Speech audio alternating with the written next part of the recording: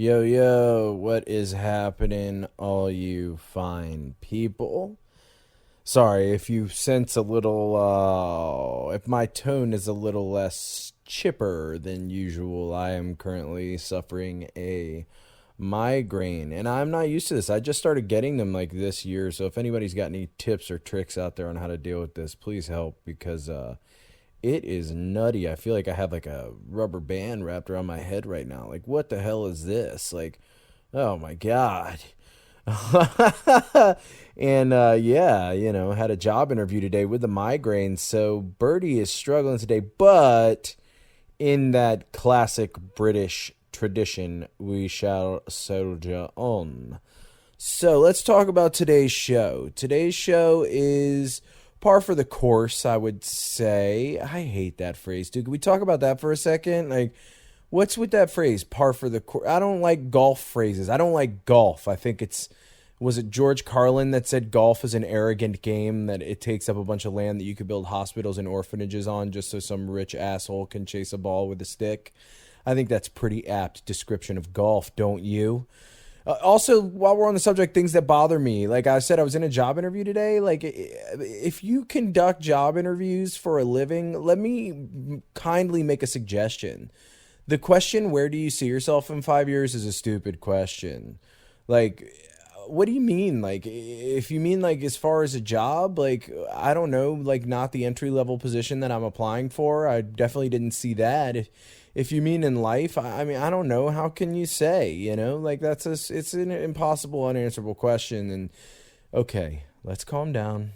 Let's take another hit.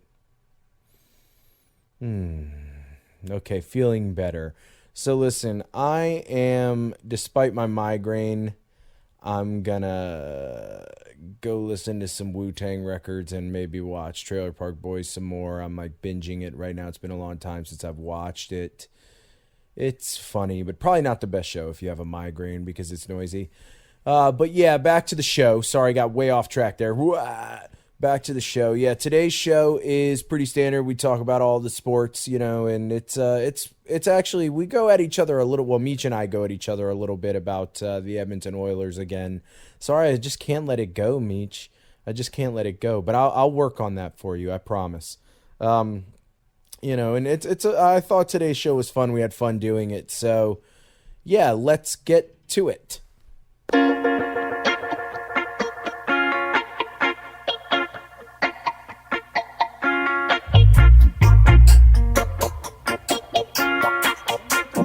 the top. All right, welcome to Stone Sports. I'm your host, Bert. With me, as always, I have my co-host, Dubs. Say what up, Dubs. What up, Boots here? And Meech. What's up, Meech? What up? What's going down, boys? Not fucking much. Just got back from Boston. Had a trip weekend with the girlfriend, Valentine's Day and her birthday. Went to an aquarium? Stuff. Yeah, I watched a turtle shit in a fish's mouth. Little one fish, one reptile action going on here. God, yeah. That big tank in the middle, there's a fucking giant green sea turtle in it. And it took a shit, and some fish came around the corner, and it was like, looked at it. It was like, the fuck is that? And it just ate the shit and immediately spit it back out and swam away. It was like, no, I don't want that. That wasn't food. That's fucking disgusting. It's pretty funny, though. What the hell's going on in the Boston aquarium?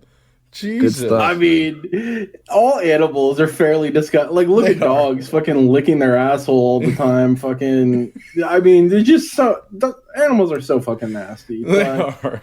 You know who's not going to be nasty? The dog that got $5 million this week. Yeah. A dog got $5 million this week. Border Collie got $5 million from its owner who died and left all the money to his neighbor, but it's for the dog. Like in the will that it's for the dog. That's disgusting. Yeah. That's great. How funny would it be if he paid for like monitoring of that? Like he paid someone out of that to monitor that it was spit for the dog. Like the neighbor has to like it's like reimbursement for like expense reports or whatever. Yeah. He's got like his own IRS, but just for the dog. Exactly. It'll be like he'll get like audited every year. Be like Office Space, pop in the cubicle, those TPS reports. Yeah. So true. Is a TPS report a real thing? Or is that just made up for the movie? I'm assuming it's just some company jargon that we all have. I mean, we all have that shit. I mean, I've never worked in an office that asked for anything like. I mean, we've had like weird, expense reports and stuff like that, but never like. I wonder if that's some sort of like actual thing. I'm gonna look it up later, and I'll let you know in the chat. All right, so one more random story that I heard. It's pretty funny. 10 apartments got evacuated in Germany due to a man in the building losing his venomous pet coral snake somewhere in the building. Oh, that's fucked up, dude. But I just picture the guy like sitting there smoking a joint, and he just like looks up at the snake's cage, and it's just gone. He's like, "Oh shit! Oh shit! Oh shit!" Man, he has to call the cops on himself. Like that's why that shit's not chill, dude. Like. Nah, bro, like... Why do you have a poisonous snake in an apartment? Yeah. No, like, that's not cool, dude. I mean, most of the time, they literally just sit under a fucking rock in their cage. Like, my older roommate had one, and I'm not, like, the biggest snake guy, but it didn't bother me at all. He literally never... It also wasn't venomous. I think it was, like, a boa or something like that. I'm terrified of snakes. Like, absolutely... like horrified. Like it can be like 3 inches long. Them. It can be like 6 feet long. If we see one, I will be out the door and down the street and in my car before you even turn around. I do not fucking play, dog. I'm not like deathly terrified of them like that. Like I think they're cool, but I would never like hold one. I don't trust those fuckers. A little story time. I'll tell you why I'm terrified. So once when I was like, I think I was probably close to 9 or 10. I was tossing a baseball with my cousin, and you were having a catch. Yeah, we were having a catch, and he couldn't fucking throw the goddamn thing. Why did I picture you in the Sandlot? Like I just pictured the plot line from Sandlot, but with you in it. Did you picture him still 30 years old though? No. But so he throws the ball, and he shanks it because he sucks, and it goes off into this like little patch of woods. Shout out Bertie's unathletic childhood friend. Yeah, he's a real piece of shit. This is my cousin. Oh, your cousin? Yeah. So I go to pick up the base. Nice, chill. He just can't throw a fucking baseball. So I go to pick up the baseball in this little patch of woods, and right when I do, this fucking snake like leaps out. And most of the time when they bite you, they just like snap and then they run away, right? No, this motherfucker locked on my hand, like on my palm, like right between my thumb and my index finger, and I couldn't get it. I was like flapping it in the wind. Flailing. That's terrifying. Yeah, and that's so like horrifying. My uncle has to come out and like, fucking cut its head off and like pry its head off my hand essentially. And then you're like, if Jimmy could throw the goddamn ball right, I would have gotten bit by a fucking snake. I still have a scar on my hand from it. Fucking 10 years later, he asked if he wants to throw the remote. No, I'm good. Scarring is the mental one I left. Yeah, I mean, I never played baseball with him ever again. That's for fucking sure. Play hockey all day, but I'm not playing baseball with your dumb ass. Anyway, speaking of baseball, got some baseball news, Meech?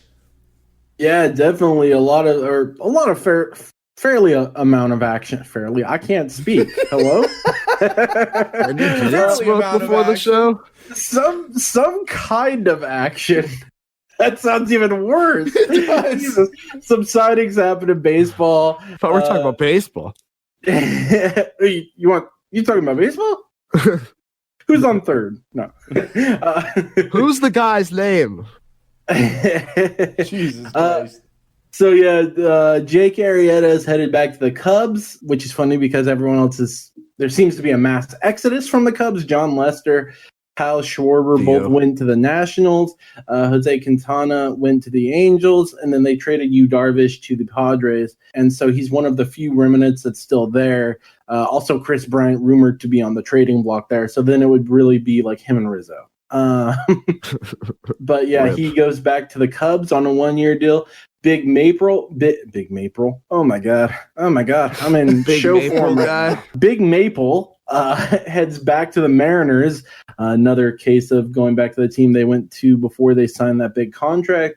After a fairly unsuccessful stint with the Yankees, I feel like he was injured for most of it.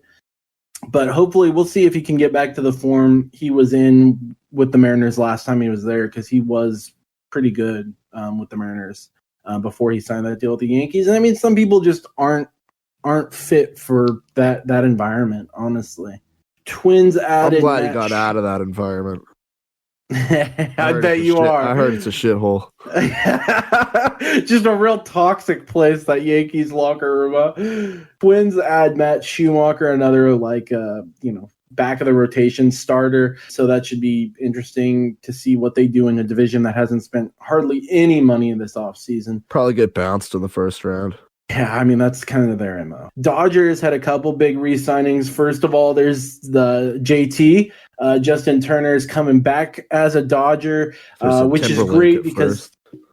What? I thought you were going to say Timberlake at first. We got it. We got our what moment. What? I did it just for you. That's I was like, if I don't say it, thanks, we'll man. Be sad. Thanks. Yeah, Justin Turner back.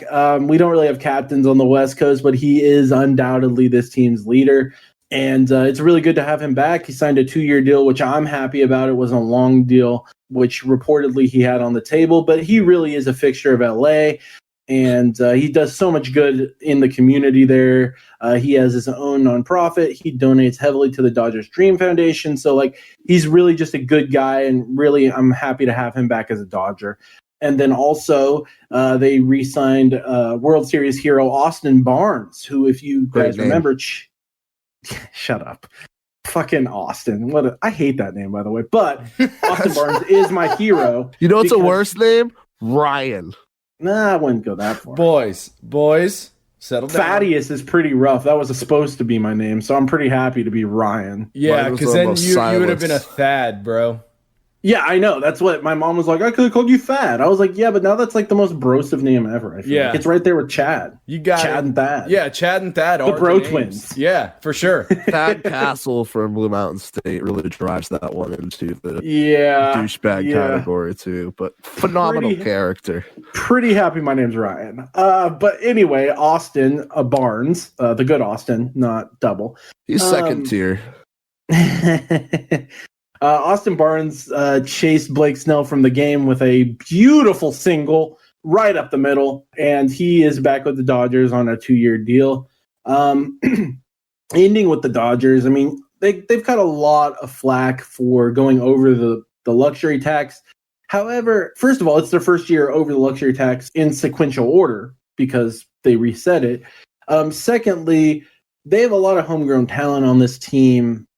And I feel like it's a mixture of both, not even free agents, because we traded for Mookie before we assigned him to an extension. So he's technically not a free agent, but we've spent money on pieces surrounded by our homegrown talent, like Corey Seager. Working on a different kind of homegrown. What? Working on a different kind of homegrown right now. Oh, that's two. Yeah. We got 2 in one episode. Let's go. There's probably got to be more because he always likes to talk right as I'm finishing my thought. He does. And then I have to pause, think I heard it, and then realize I didn't hear it, and then I sound like a moron. Anyway.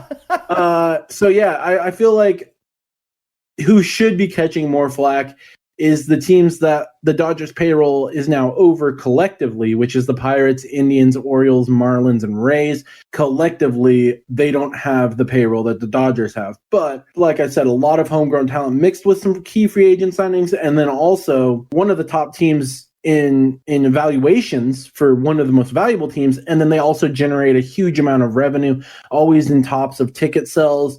They signed a massive TV deal. So they're a franchise that is very healthy monetarily. You should hope for your teams to get to that level and not just make money off of the collective bargaining agreement and be fine with that. Yeah, and that's the nature of a small market team. You can't get mad at a team in LA or New York because they're in LA or New York. Do you know what I mean? Also, Pittsburgh's not a small market team. Pittsburgh is a giant market. Yeah.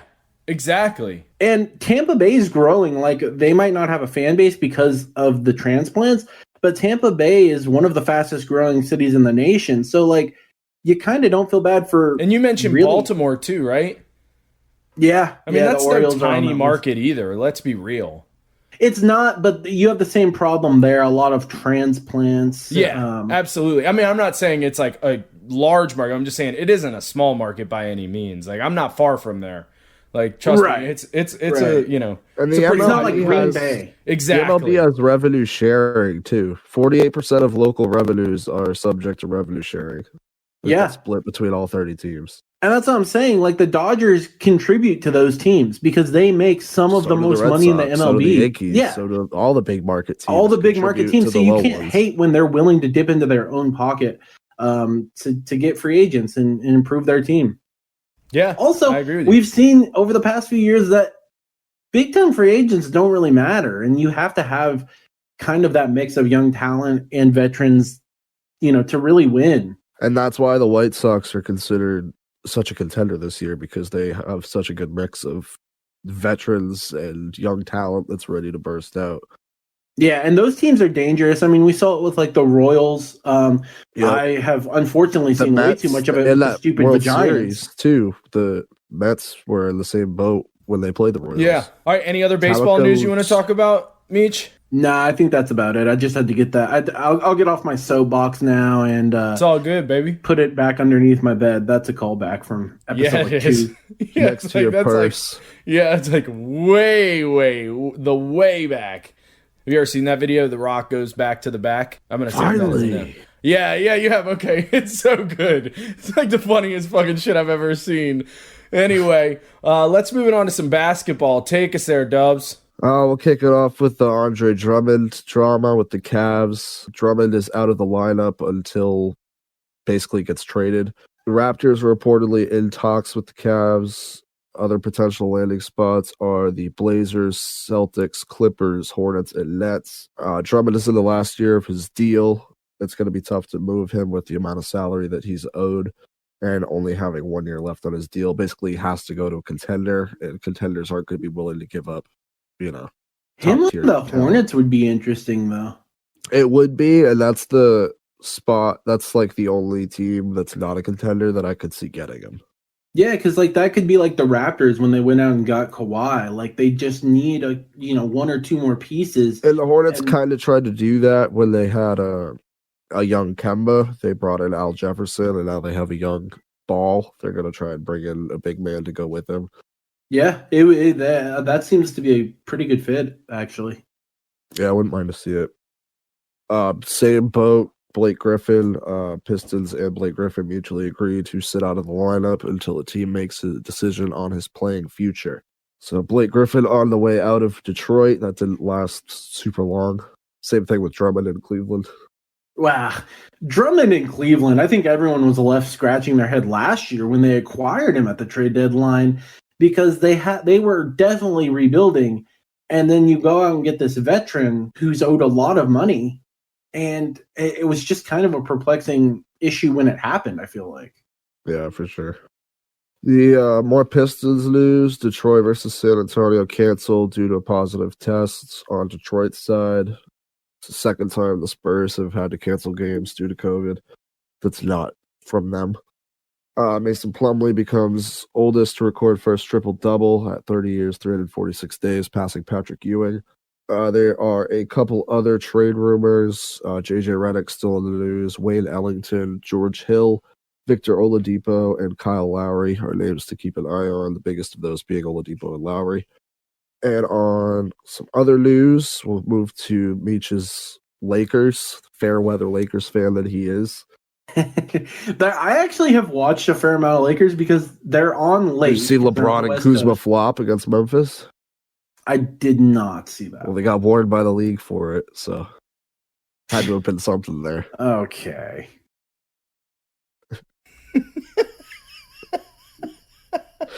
Just had to throw that little jab in there. I did see that AD left the game last night with an Achilles strain, and that's scary. Question for you: if you don't really want to see your coach playing your star when he was already hurt coming into the game. He was already favoring the Achilles, and he's playing in a meaningless game against the Grizzlies. I mean, you don't, but at the same time, I get that players want to play. Like, I mean, I get it. I get that he wants to play, especially seeing LeBron who plays. But he's got the king of sitting out games next to him. Does he? Because LeBron he used to be, doesn't miss games. Not in the last couple of years, but he has used the to just sit out highest at minutes the end of his career right now. So that's what I said. Not the last few years, but back in fucking Cleveland and Miami, that guy was sitting out like every third or fourth fucking game. I mean, I agree with Meech. Like, it's pretty obvious that in any sport, an athlete just wants to play. But, like, that's kind of the coaching staff and the front office's job is to step in and tell them no when they shouldn't play. Like, that's part of their job. Yeah, like, clearly it was. He fucking got hurt. Yeah. And now he's out 2 to 3 weeks. I mean, I hear what Meech is saying. Like, it is a fair point. It's so true. But I do feel like that's part of their job is to say, no, you fucking can't play. Sorry, go sit down. I mean, you never know. Achilles, I mean, we heard it from the KD injury. Like, he was medically cleared, and every insider said the Warriors are one of the more cautious teams when it comes to returning from injuries, and they said he was full go. So, like, sometimes you just never know. Like, you just never know. No, that's so true. Fair point. That's so true. Also, I want to rebuttal here. He could sit out all of those games in the East because the East fucking sucks. So he didn't have to. Also, I want a retraction. You said on last week's show, knowing that I wouldn't catch it because I'm not a basketball fan, that the Celtics had the best record just fucking misspoke. NBA. In NBA, they don't. They're not. I know close. they don't. They're in 5th place in their own division. Pull a fucking fast one on you. Own division. They're in 5th place. So yeah. Good. Hold on. I got one. As long as we're on this subject. Meech, you're over here talking about how Edmonton is in 3rd place in their division. I was going to get to that in NHL. Let's look at who else is in the division. Winnipeg, Calgary, Vancouver, and Ottawa. They're all trash. Like, they're worse than the Rangers. So that's why they're in 3rd place, because the only other teams we're competing against are Montreal and Toronto. Dusted. Yeah, like, they've played Ottawa and Calgary and Vancouver like a shitload of times. Of course they're in 3rd place. Just wait until the rest of the season. You're focusing a lot on the fact that I like them. They win me money. Every time I bet on them, they win me money. That's why I like them, I get it. Jesus Christ. You're over here talking like the Rangers are like the second coming of Christ and like you guys are going to be good in a couple years. You guys suck. We are. We are going to be good in a couple years. You suck. We're better in Edmonton. You watch. I don't think that's true. You watch. We want to bet? You watch. Well, I mean, you can't make a bet until I'm not going to bet because I don't care. Like, I care that the Oilers keep winning me money. When I texted you that the Oilers were my new team, it was a joke. I was like, they keep winning me money. And all I was trying to do is do you a favor and be like, dude, if you want to root for a different team, it's not your team. Go root for a team that's actually going to be fun to watch, not the Oilers. It's going to give you, like, heartache and pain as the season goes on. I'm going to show up somewhere in an NHL hat like Rob Lowe did with the NFL because I, at this point, am like, okay.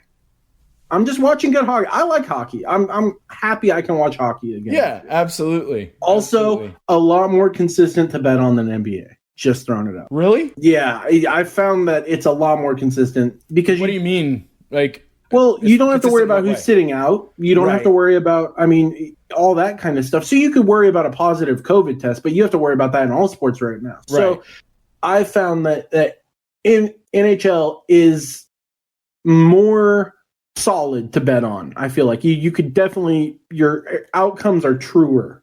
Right. I was just wondering what you meant by like more consistent. Like I didn't know what you meant exactly. That makes sense.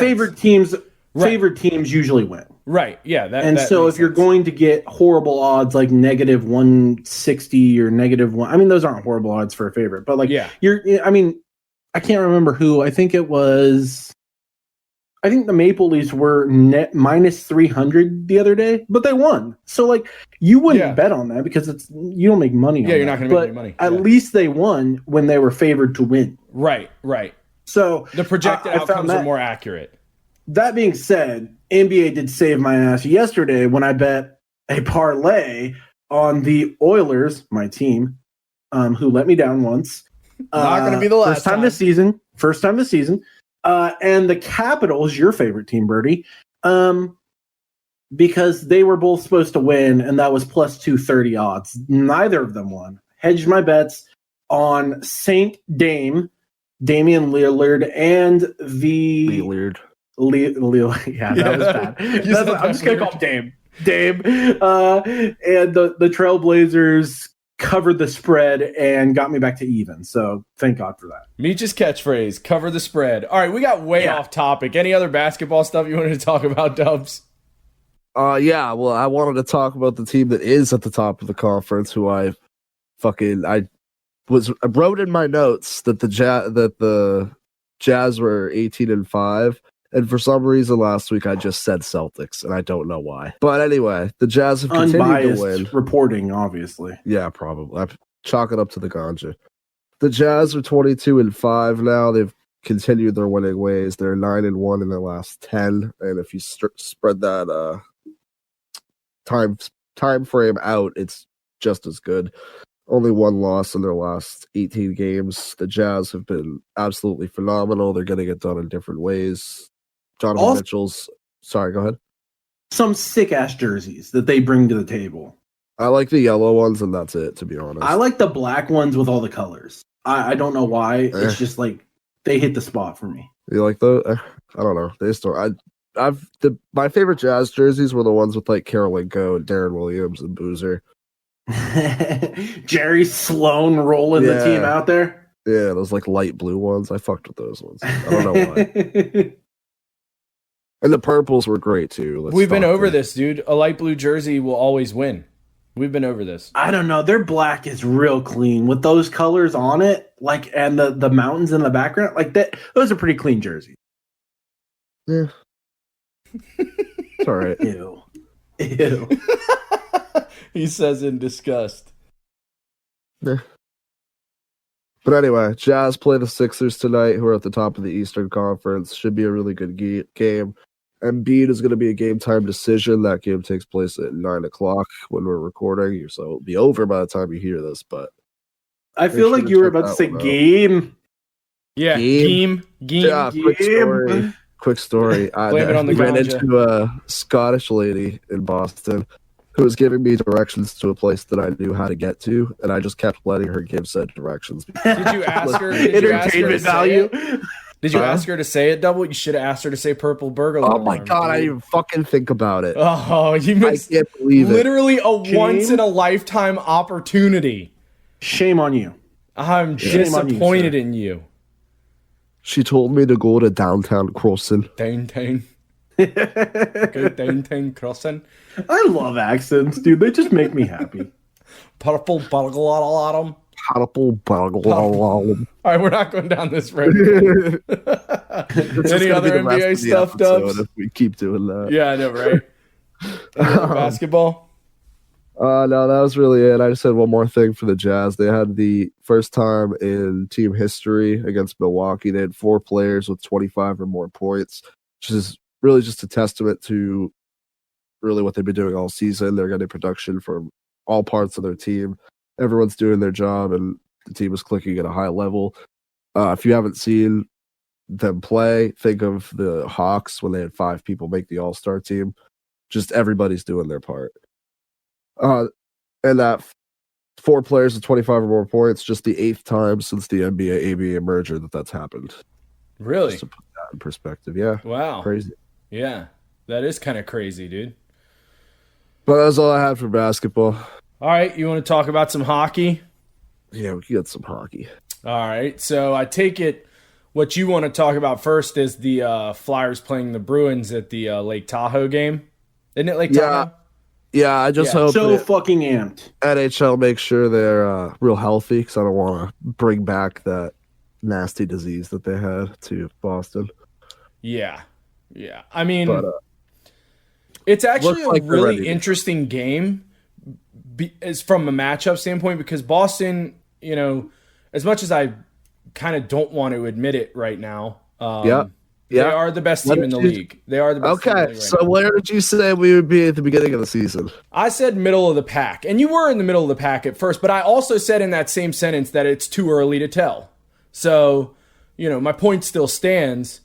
The problem is the Flyers have Alain Vigneault as their coach. So, if this was a playoff game, I would say you're going to destroy them because Alain Vigneault just doesn't know how to coach in the playoffs. It's fucking ridiculous. The problem is Alain Vigneault can win in the regular season. You know, I mean, yes, he leans on a hot goalie too much, and the goalie has to face like 50-some shots that game, but his name sounds like it could be a wine. He's such a piece of shit coach. I fucking hate him. Like, it's like, you know, he coached the Rangers for a couple years, and again, they were fantastic in the regular season. They would be like number 1 in the league, and then you get to the playoffs, and, you know, they're doing fine, but they're not doing well enough to win the whole show, and you know that. And I've got some people who live down the street from my parents who are Flyers fans, and they're like constantly being like, I don't know what you're talking about. And it's like, dude, just fucking wait. Like, just wait till you get to the playoffs, and you'll see exactly what I'm talking. He doesn't know how to manage lines. Like, he's just a big dumb oaf. So it's an interesting matchup because it's like, it honestly could go either way. I mean, the Flyers have a really good young goalie, but the Bruins have the best tandem in the league right now. You know, I mean, I'll be honest with you, man, like I've said before, like I said last time we were talking about the Bruins, that's the main reason you're in first place, is the goalie. The goalie tandem you have is ridiculous because you don't have to wear out Tuukka because Halak is a starter caliber goalie. Yeah, is a great goalie too, and he's willing to play second fiddle, as they say. So, like, you can rest Tuukka when you need to and put Halak in and you're safe. Whereas, like, I feel like other teams right now are having to lean on their starter goalie much more consistently than they would because they have to play a game every other day. You know, so you're seeing a lot of inconsistencies in really good goalies, whereas like the Bruins can just kind of like, you know, they're like tailor-made for this season. You know, they are, and I agree with you. The goalies have been a crucial part, but I've said it before. We go as our first line goes, and as soon as Pasternak came back, that's when we went from being a middle of the pack team to exactly. But see, I also think that's a weakness, man. Because when you lose a player, things fall apart. Yeah, and not just that. First line too much, and that's what the Bruins need to do this season is they need to find other people, you know, the second, third, fourth line. Right. They need some depth. Impact. Yeah. Yeah. I mean, and it's like you said, you can't lean on the first line because it's like when you get to playoffs, that first line is going to start getting shut down a little bit if the other teams do their jobs. Right. And, you know, if that's when you need those depth players to step up and score. You know, so it's, you know, the Bruins look good. I've been saying for the past couple of years, they are, you know, among the top 3 teams in the league. Like they're, you know, favored to win every year for the past couple of years. But this year is really interesting. It's like they're tailor-made for the season, but when the playoffs come, I mean, we've said it before. In the Stanley Cup playoffs, once you're in, it's anyone's game. Anybody. Yeah, literally anyone can win. But I've heard they're not going to have fans at the Tahoe games because when I first saw that, I was about to text Meech and be like, yo, bro, you should fucking go to this. Like, this was, like, made for you. And then I saw it's only going to be, like, 400 people, so there's, like, really no fans allowed to go. So that's kind of a bummer. Sorry, Meech. It'll definitely still be cool to watch. Absolutely. It's going to be so... Have you seen the, like, pictures and shit of the ring? Oh, yeah. It looks fucking awesome. Fantastic. Yeah, I was just... I mean, that's Tahoe, dude. Tahoe is amazing, and it looks like it's going to be a fucking blast, and I probably would think about going if they had, you know, bigger ticket sales, because it's just, how often do you get to see a setting like that? You know, it's like not out of Mystery, Alaska, obviously, because not as remote, but, you know, outdoors, you've got the lake in the background, you've got snow-capped mountains in the background. Yeah, it kind of reminded me of like last time we were playing Chell Meech and like we were outdoors and you're like, man, I want to live there. It kind of reminded me of like that kind of setting. Like I was like, oh shit, they're like doing it in real life. That's pretty cool. Well, actually, speaking of fans, did you guys hear about Madison Square Garden? I didn't. Negatory. They're going to let 2,500 fans in later this month. They're going to start letting them in. I think the first game is the 20,000. I don't know. But, you know, a hockey stadium is a lot less than a football stadium. Like, and it's indoors for sure. Like it's 10% of the Garden. So I think the Garden's 20,000. So I think that's what 2,000, right? Yeah. So like I think the Knicks are actually the first game where it's allowed, and then it's going to be the Rangers and the Bruins. Yeah, at all. But the Rangers and the Bruins will probably be. That'll all probably 2,000 be people because that's and dude, I don't know if you watched that last game, man, but it was really fucking good. Yeah, dude, like it's like I said, I'm oh my god, I just broke a glass. Okay, but anyway, You're gonna stand up at the end of the podcast. I always stand when we podcast, so we're good. Right.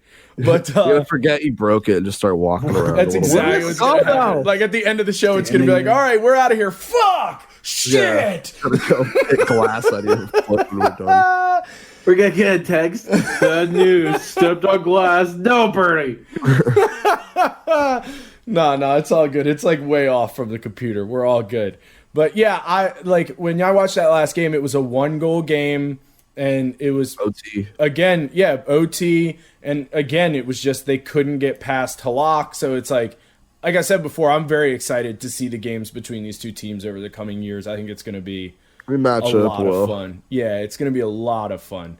But my roommate was talking shit. He was like, I don't like these 1-goal games. I was like, dude, these are the best games. Those are the best games. Like, because you're just not made to be a hockey fan then. Because these are the best games. Second changes the entire outcome of the game. Exactly. Sorry, Meech, sounded like you had a question there, bud. What's up? Oh, I was just asking. So I was watching the Caps Penguins game last a couple days ago. I think yesterday. Yeah.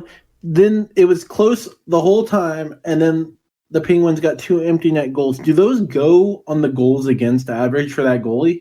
No, not against the goalie. Okay. Because I asked one of my buddies who used to be a goalie, and he said yes, and I was like, that sucks. That's not true. No, they don't. They definitely go like against the team and the defensive stats, like goals allowed and shit, but they don't go against the goalie. Yeah. Maybe he was just trying to pad his own stats then, because he used to be a goalie. Nothing goes against the goalie unless it is on net. Yeah. Right. Yeah. Okay. Which also is kind of a misleading stat sometimes because it would be like, oh, the team's only got 2 shots on goal this period. It's like, no, really, they had like 15, they had but 10, only 2 but touched the goalie. 3 of them went right over the crossbar. Yeah, or like 5 of them like hit a defenseman right in front of the net. You know, like it's kind of like, I get hockey's a hard game to quantify statistically, but I think they got a lot of work to do there, man. Because like plus minus doesn't mean shit. Like that is like the most worthless stat in the world. Like it's so dumb. All right, let's see. What else can we talk about in hockey? Is there any COVID news? I mean, obviously, you know the teams, Devils. Still just ravaged. got back to but they just got back to practice today. Yeah, that's good. I guess I don't really care about the Devils. Fuck the Devils. I know you don't, but I'm just saying it's a team that's been on the list. The Sabres are playing tonight, I believe. Yeah. The Sabres are back at it. Yeah. Yep. So teams are starting to get off the list. Stamkos just got off the list. So the NHL is looking to get over this first sort of wave of shutdowns. Yeah. What do you think about Jack Eichel, Dubs? Do you think he's going to leave? Leave Buffalo? Yeah. I personally don't. I think he will. I maybe not this year, but I think in the next couple of years he's going to, if they don't seriously get into the playoffs and make a push. Well, in a couple of years, possibly. I thought you were talking about an immediate future. No, not at all. Not at all. I mean, they just brought in, a couple really good players. So that's why I was like, no. Out. Yeah, but if they don't go anywhere, he's got to dip out, man. I hope he comes to New York. How long's his contract? I can't remember. It's got to be nearing somewhat of an end, right? Because he signed his. Did he ever re-sign after his entry level? I don't know. I'm pretty sure he signed because I don't pay attention to Buffalo. I mean, who pays attention to the Sabres, right? Wow, Bills Mafia. Yeah, Bills Mafia. I mean, I'm just saying, if the Sabres gave me a reason to pay attention to him, I'd pay attention to him. But they haven't really given me a reason, so used to be the same with the Bills, and then they started giving you a reason to pay attention to them. Speaking of, Eichel signed an 8-year, $80 million contract. He signed a Panarin contract. Yeah. Okay. All right. Well, he could come to the Rangers. We're about to have $15 million free next season. Come on, Jack. Come on, bro. Yeah, but does anyone want to go to the Rangers? Shit, dude. Everyone wants to come. It's ridiculous. It's the only reason we ever have a team. It's because everyone wants to live in New York and play in New York. Literally, we've gotten so many players that we had no business signing at this Hockey point. Must be the only fucking place that's because they're definitely not going there for the Knicks. No, no, it's true. It is probably the only place, the only sport where that's the case, but it is the case. And the media is absolutely the only reason Panarin's Rangers fans don't want to hear this, but the only reason Panarin's on the Rangers is because it was New York. It was between New York and I want to say one of the Florida teams, and apparently his wife was like, no, we're going to New York. And he was like, all right, and signed a contract with the Rangers. Like, people just want to live in New York, and I mean, I get it. I mean, people still want to go to the Yankees double, no matter how biased your ass is. People still... Garrett Cole just signed a massive contract as a Yankee. I'm not saying people don't. I'm just saying the media is fucking brutal. Yeah. Oh, yeah. I mean, they are. Yeah, we talked about it earlier in the show. You have to have New York media is probably the most cutthroat. Except in hockey, because all the journalists in hockey do not... The journalists in hockeys, I just said that. The journalists in hockeys do not ask questions like the rest of sports media. It really fucking bothers me. Like we were talking about, weeks ago when that shit happened with, who was it on the Lightning? That was like, had to get, I can't remember, but somebody had to get a surgery and was going to be out until playoffs magically. Oh, Kucherov. And it magically frees up, millions for them to go sign other players. Right. That's fucked up. And like, if that happened in like football, like every journalist would be like, nope, you can't do this, until the league like changed the rules. But hockey, they're just like, yeah, it's fine. It's just trash. Anyway, I'm going to step off my soapbox. Pretty hard with injury stuff to prove that though. Here's what I know. Just like the NBA can't penalize teams for sitting people. Like, they can, but it's really hard for them to prove that they're not actually on the injury report. Right. But here's what I know. He played in the playoffs. He played very well in the playoffs. Then he's not practicing at all, right? And now all of a sudden he needs surgery for an injury a week before you have to sign contracts with 3 players that you can't sign if he stays on the roster for the year. I mean, maybe it's circumstantial at best. Yeah, maybe, but you can move up surgery dates, though. I mean, people do that all the time, I feel like. I mean, I hear you, but like, just go read about it, dude. Like, it's pretty obvious what they're doing. Like, it's pretty fucking obvious. And also, we could talk real quick about how Tampa, yeah, they look great, but they're also playing in like the worst division probably in the league. Like, they're playing, and they got stomped by the Panthers the other night. I don't know if you saw that. The Panthers beat them like 5-2. It's like, yeesh. I don't know about that, bro. So, let's see. Any other hockey news we want to talk about? I don't really think so. Not too much brewing. Anything. Yeah, I don't really think there's anything else really brewing. So let's move to the old home sweet home, the footballs. We're going to start it off on a dark note here. Seems to be the trend. 3-time Pro Bowler Vincent Jackson was found dead in a hotel room today in Florida. Rest in peace to him. Resting in peace, bro. To his family. Sort of a weird situation that I'm sure we're going to get more news on in the coming days, but apparently he was reported missing by his family on February 10th. Authorities tracked him down at that hotel on February 12th, and then today he was found dead. So I don't know what was going on there, but Jesus Christ, that's terribly sad. Yeah. Like I said, thoughts and prayers. Yeah. Resting in peace, bro. I really liked Vincent Jackson in Madden and shit. Like, I mean, he was just a great, like, in real life, he was a great wide receiver. Like, yeah, he was great. 3-time Pro Bowler. He was Phillip Rivers' #1 target for a while. Yeah, he was monstrous. Yeah. And like 6'6". Like, dude was huge. Yeah, he's a big dude, but he also had the speed of a pretty mobile dude. Like, he was just a great receiver, honestly. Yeah. That shocked me today when I saw that. Yeah, saw that as well. Like an hour before the podcast. Yeah, it was very. I was finishing up my notes and like I had to add it back in. We'll move it to a different sort of light here. Throw it to the Eagles. Insiders don't believe Carson Wentz will net a first-round pick in the trade. Beach, you talked on that last week. We don't think he's going to net Stafford like return. Yeah, no. I think they overplayed their hand. Although at this point, I'm like, just hold on to him. Like, if you're not getting the return you want, then just hold on to him. Or if you really want him out of the building, then just get rid of him. But yeah, I mean, wanting a Stafford level deal just isn't going to happen for someone who clearly went from very, very promising to he's had problems with his mechanics for years. Like, it seemed like everyone came out of the woodwork when that happened. Also, it's come out multiple times that he's hard to coach. He's stubborn. He doesn't appreciate coaching as much. So, like, you have to really know him, and there's only a couple places he could really go, Colts being one of those. And we all know that GM Chris Ballard is not stupid. He's not going to overpay. One of my favorite people in sports. I mean, he's as a GM right now, he's just great. He's a genius. I mean, the Phillip Rivers thing, I don't know what that was. I think that was more Frank Reich saying, "Hey, can we get him?" But I kind of am in the same boat with you on that one. I don't think Ballard was like Phillip Rivers is my guy. Like he was. Yeah, I need a placeholder for Andrew Luck until I find somebody else. Right. So, I mean, they don't really have a huge trade market, first of all. Second of all, he's not Matt Stafford. I mean, he doesn't have the consistency that he's had. And ever since he's injured, he's been playing different. And so, you know, that you have to look at that. So they might have overplayed their hand for sure at the beginning. Another Eagle rumor I saw, Zach Ertz is being shopped around reportedly to the Seahawks and others reportedly.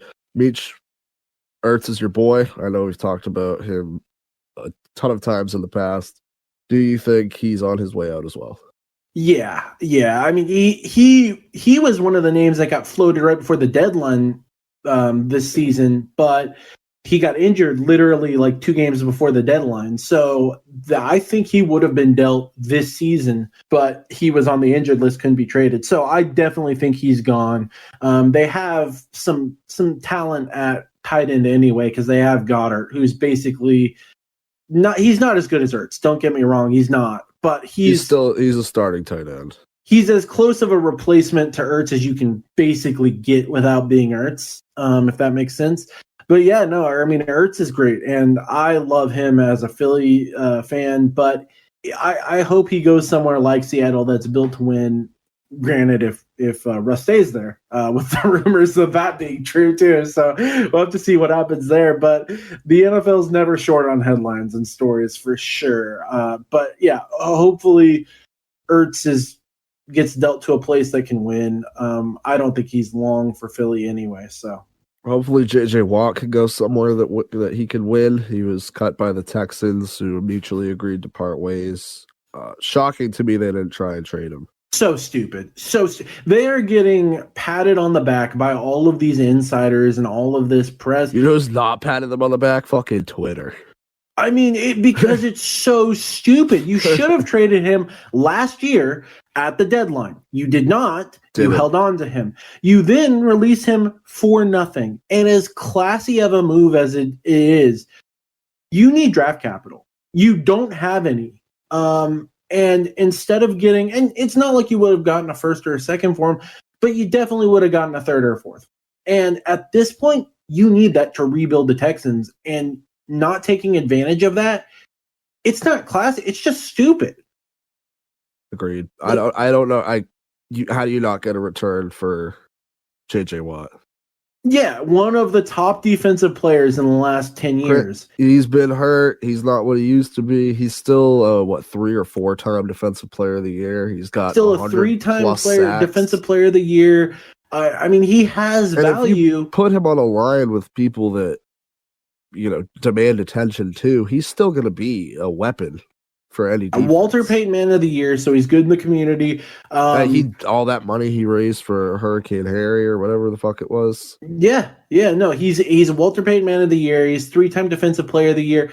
At worst, he's a decoy, or you can use him in place of another decoy. So if you have a stronger pass rush, you could, like his brother, you could use him on the other side of that. So it's crazy. He could have definitely elicited a third or a fourth minimum.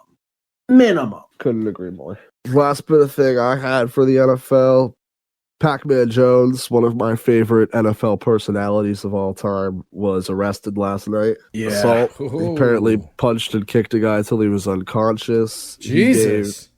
He gave his version of the story on Pat McAfee's show. Check that out to get his version. But basically, he was saying he got involved in a fight between his brother and a drunk patron at the bar that was thrown out the week before, and he was the only one that got arrested for it. And like all the stories were saying, he was drunk and blah, blah, blah, blah, blah. He was like, I wasn't drunk. I drove my car away. They came and arrested me later. Wow. It's always interesting because there's three sides to every story. There's his version of the truth, your version of the truth, and then what actually happened. And so, yeah, it's weird. I heard Vontez Burfict was right by his side. No, I'm just kidding. Vontez? No, yeah, I saw that news, and that was unfortunate to see. But like we said, there's so many different sides of stories. You don't know what happened that night. He said you'll probably see a video of it soon, and he'll be justified. Yeah, if he's that transparent about it, that's a good sign for him. Because usually, if you're not trying to hide, the fact or whatever, like if you want there to be more of an investigation, you're usually closer to being that's being true. in the right. That's to true. add to that point too, Mitch, in the interview with McAfee, he was like, "Oh, like every time I've been drunk in public, I've gotten public intoxication." He was like, "I was not drunk." He's like, "I saw him attack my brother, and I stepped in, and I got arrested for it because I have a reputation." Yeah, we'll see. We shall see. Tape don't lie. I like Pac-Man Jones. He's done everything there is to do, just like as a person. He's fucking rapped. He's wrestled. He's been in the NFL. Pac-Man's a legend.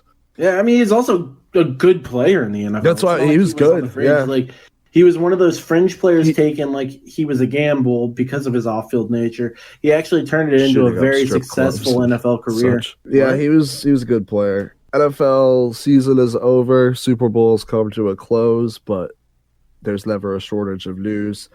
Nah, and there were actually a couple more things I wanted to talk about the NFL because of so much news. The Pouncey brothers simultaneously announced their retirement. I didn't know there were two. What? No, I'm just kidding. I knew there were two. I was like, what?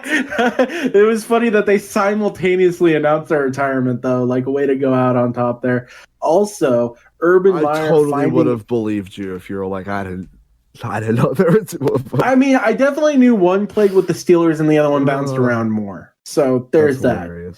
But Urban Meyer finding out you can't get away with everything like you can in college, hired a former strength and conditioning coach from the Hawkeyes who was ousted amongst the bullying and racism headlines that we saw come out of there. And was quickly called out for it. Which, when I saw him get hired, I didn't even connect that was the Iowa guy. And then I was like, why are people pissed off about this? And I Googled it, and I was like,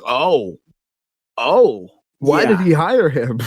Not a smart thing. And one of the things that Urban needs to realize, one, it's hard to win in the NFL.